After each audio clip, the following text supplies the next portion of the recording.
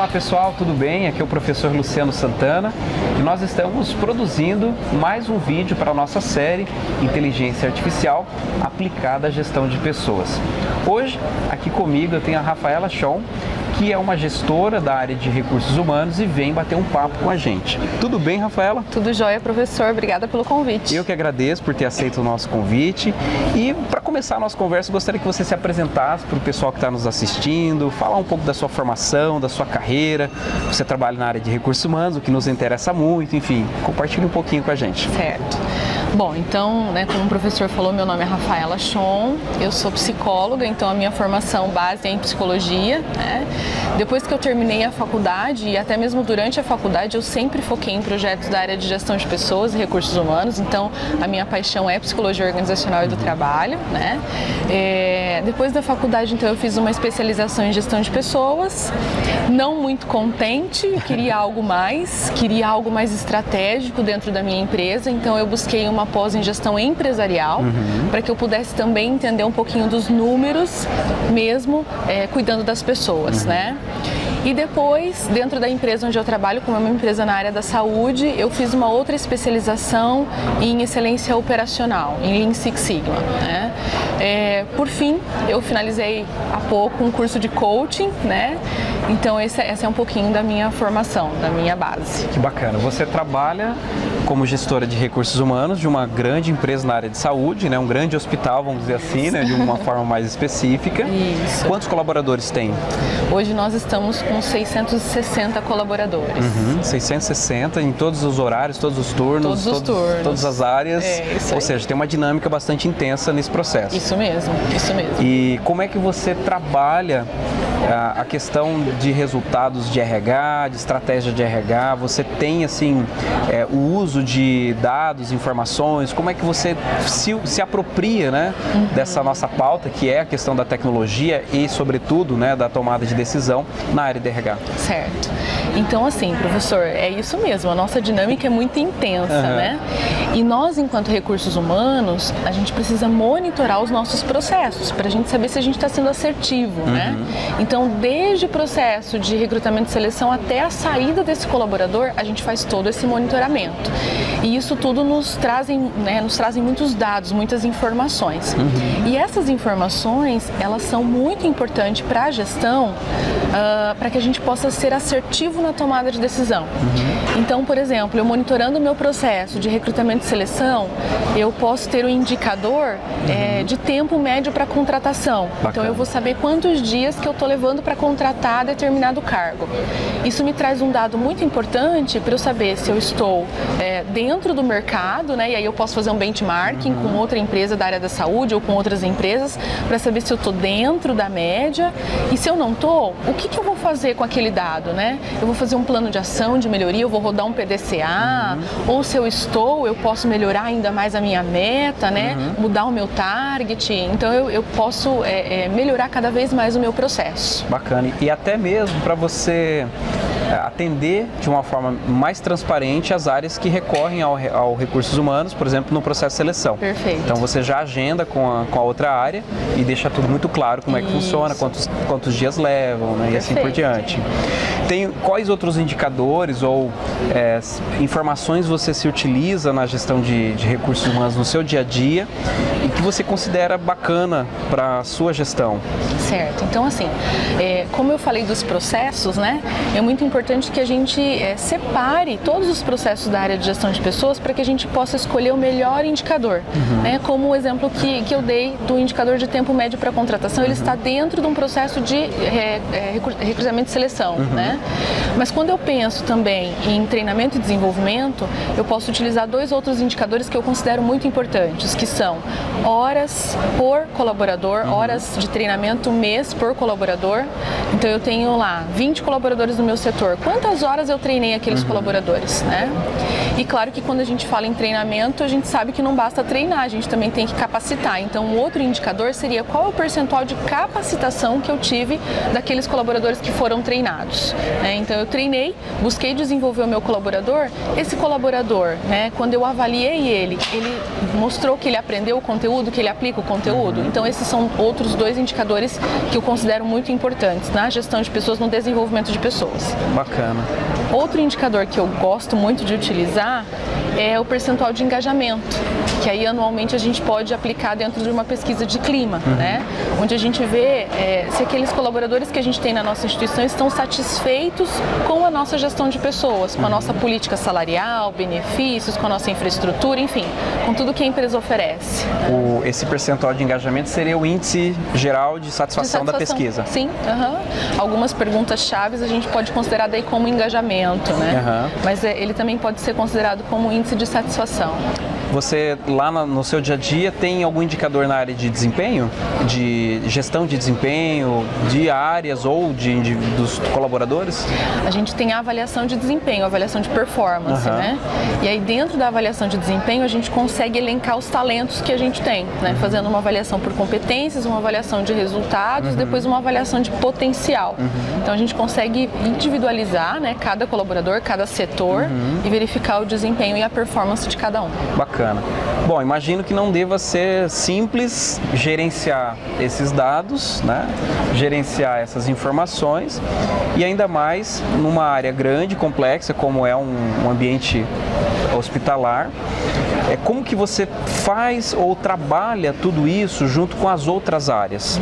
Isso te dá subsídios para um planejamento de treinamento? Como que você utiliza ou como que essas informações te ajudam com relação às outras áreas, sabe? Certo. Então eu vou citar o exemplo de um indicador que a gente tem na área de treinamento, por exemplo, que é o indicador de horas de treinamento, né?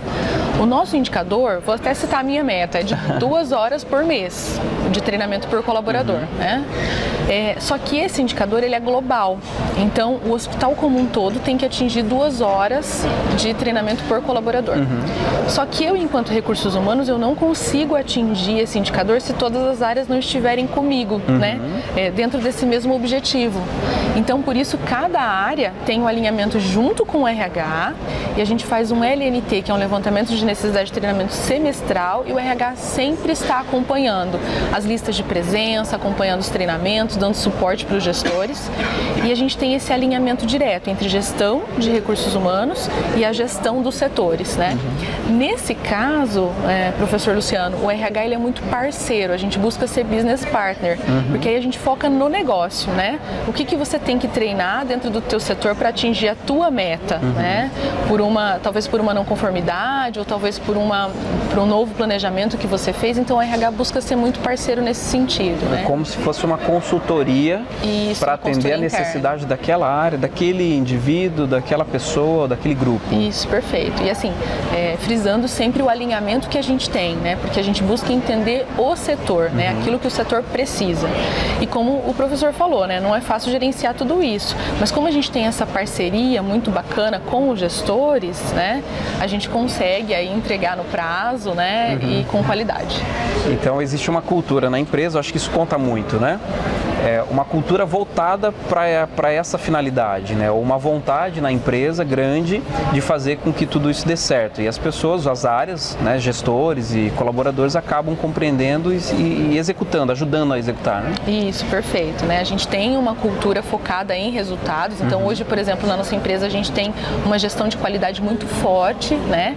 E com a gestão de qualidade, né, os gestores desenvolveram toda essa visão de processos, essa visão de resultados, essa visão de melhoria, né? Então isso foi muito positivo pra gente. Bacana. Bom, pessoal, tivemos aqui uma conversa muito bacana com a professora Rafaela Schon e ela traz também um pouco aí da sua experiência dentro da área de recursos humanos. Nós conversamos nos episódios anteriores, por exemplo, com o Douglas, que trouxe toda uma sistemática, né, toda a forma, né, como o sistema MySkill se comporta nas tratativas de gestão de pessoas. Tivemos uma outra conversa muito bacana também com o Rafael Bordalo, que ele fala sobre inteligência de negócio, e a gente, vamos assim, vem fechar aqui a nossa série, né, com a Rafaela, que vem trazer uma experiência efetiva, uma experiência prática do seu dia a dia junto à área de recursos humanos. E falando com propriedade, vamos assim, com todas as dificuldades e todos os desafios que é estar no dia a dia da área de gestão de pessoas, conduzindo as ações de uma forma geral, buscando aí atingir seus resultados. O que a gente vê, Rafaela, muitas vezes, ou em uma literatura, ou na faculdade, a gente vê falar que o RH tem que ser estratégico, falar que o RH tem que ser participar ativamente, né, do pensamento estratégico da organização, e às vezes a gente não consegue, talvez, fazer um link, né, ou como é que isso se aplica, né?